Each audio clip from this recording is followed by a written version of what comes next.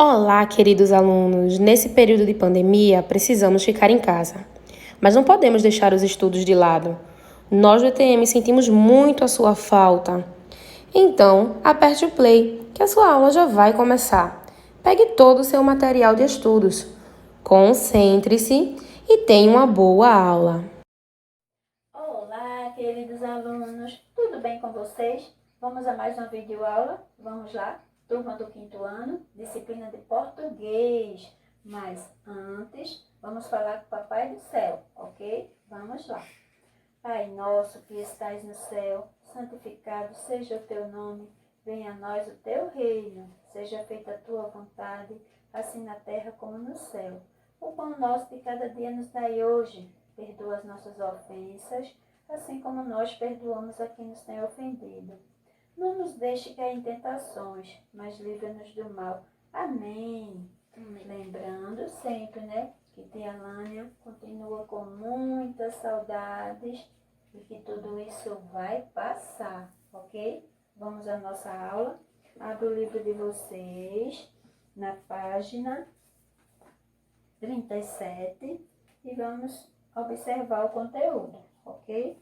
Vamos lá. Na aula passada, nós já falamos sobre alguns substantivos, que vocês lembram, né? A gente falou sobre substantivos próprios, comuns, abstratos, concretos, e falamos também sobre os coletivos na aula passada. E hoje nós iremos falar sobre os substantivos primitivo, derivado, simples e composto.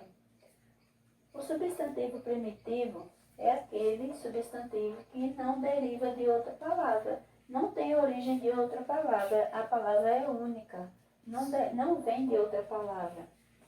Por exemplo, chuva, porta, árvore e folha, entre outros. Já o derivado, esse sim tem a origem de outra palavra, como por exemplo, chuveiro. A palavra chuveiro, ela vem da palavra chuva. Porteiro vem da palavra porta. Arborizar vem da palavra árvore. E folharal vem da palavra folha.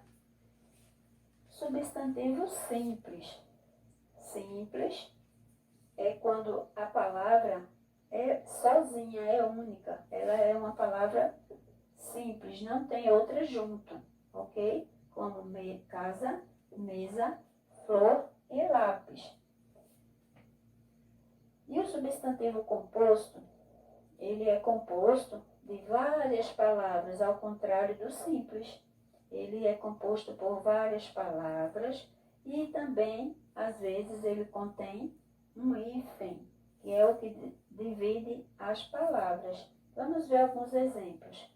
Pé de moleque, beija-flor, passatempo, guardanapo. Ou seja, em alguns substantivos compostos, uns não colocam o hífen e mesmo assim eles separam a palavra. Outros eles colocam o hífen e ficam duas palavras ou mais, né? Passatempo, aqui não se usa o hífen, porém a palavra é toda junto, mas isso não quer dizer que ela não seja composta. Não só é composta se tiver o hífen, não.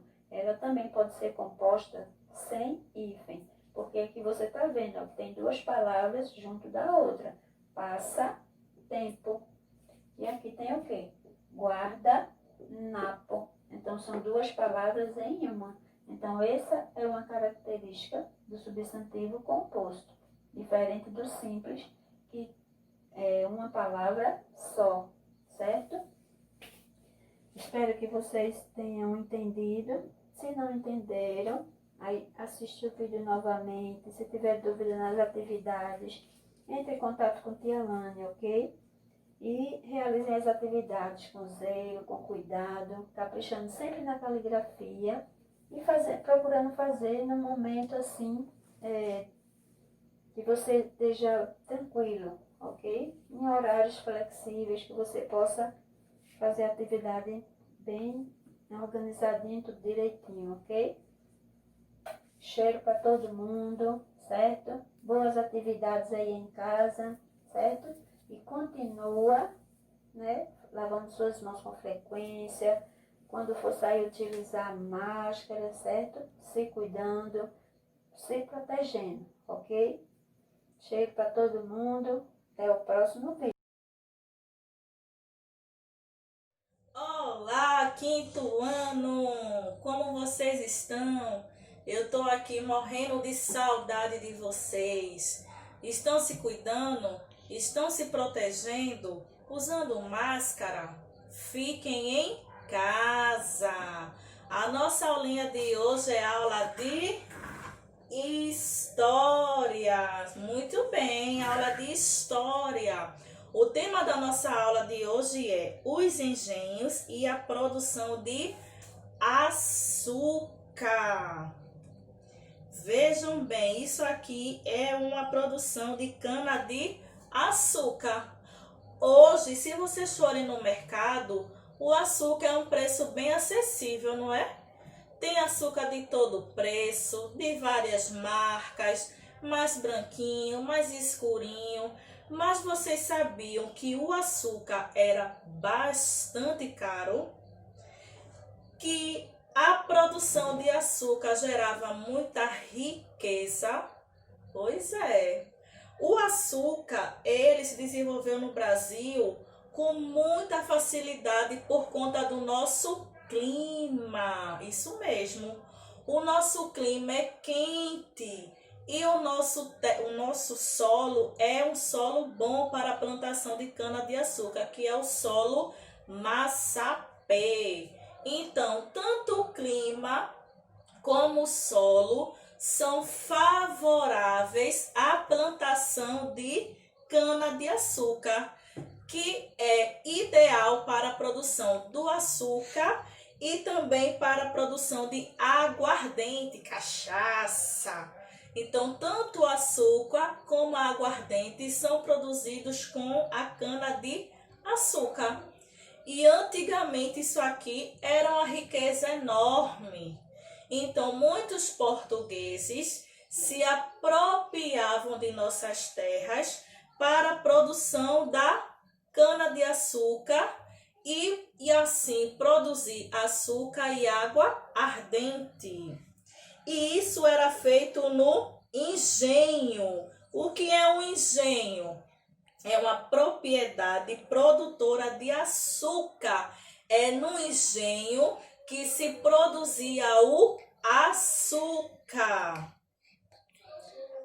Trabalho colonial era feito por africanos. Hoje em dia, se vocês forem aonde se faz o açúcar, já tem as máquinas faz todo o processo até a fabricação do açúcar. Mas naquela época era o trabalho escravo, feito por quem? Africanos. Pois é.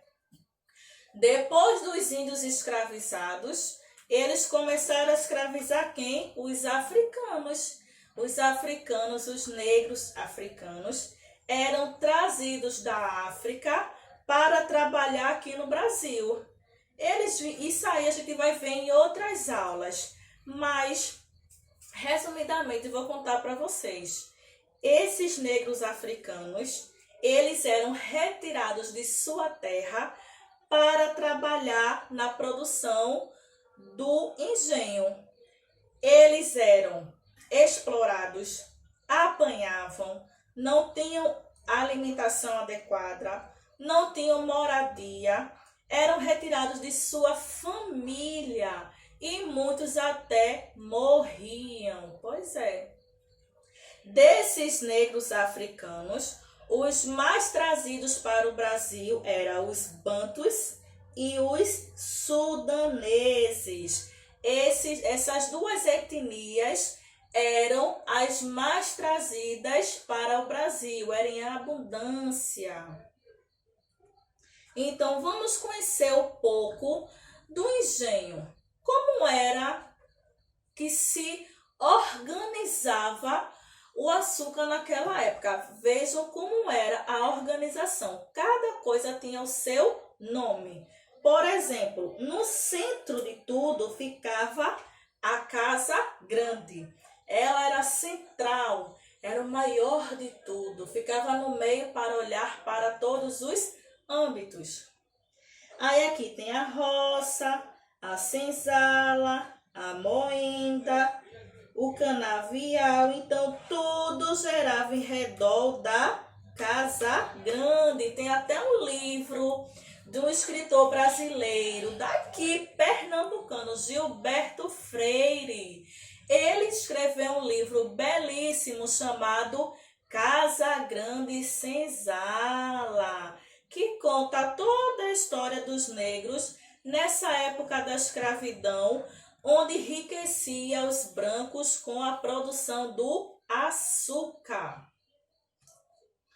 Então, primeiro está a Casa Grande, moradia do senhor e de sua família. Então, na Casa Grande só ficava o senhor branco e a sua família, a esposa, os filhos, e os empregados ficavam lá para trabalhar para eles. E não recebiam salário não, viu? Trabalhavam de graça, eram obrigados a trabalhar. A Casa Grande era luxuosa, móveis bonitos, amplo, arejado, vários quartos para receber visita. Mas vocês pensam que os negros escravos, eles tinham como entrar na casa para usufruir disso? Somente os brancos, a família e o dono de tudo. Aqui está a senzala. Veja que diferença. Ele mora na Casa Grande. Os seus escravos moravam na senzala. Era uma casa mais simples, pequena. Dormia um colado no outro no chão. Mal tinha iluminação. Era bem pobre. Os canaviais era o local onde se cultivava a cana. Os negros iam plantar, colher, e os homens brancos ficavam lá, olha, eles não, os benfeitores dele, os funcionários dele, ficavam observando se realmente os negros estavam fazendo o seu trabalho. Porque eu vou dizer a vocês, a folha da cana, ela corta a nossa pele. Então, ele sofreu muito no cultivo da cana de açúcar. Continuando, tem a moenda, que é o local onde se moía a cana. Ó. Ele tinha uma máquina onde ele moía a cana.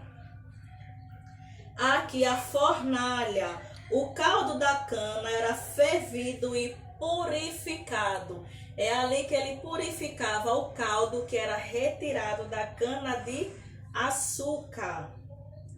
A casa de purgar era onde o açúcar era branqueado e seco.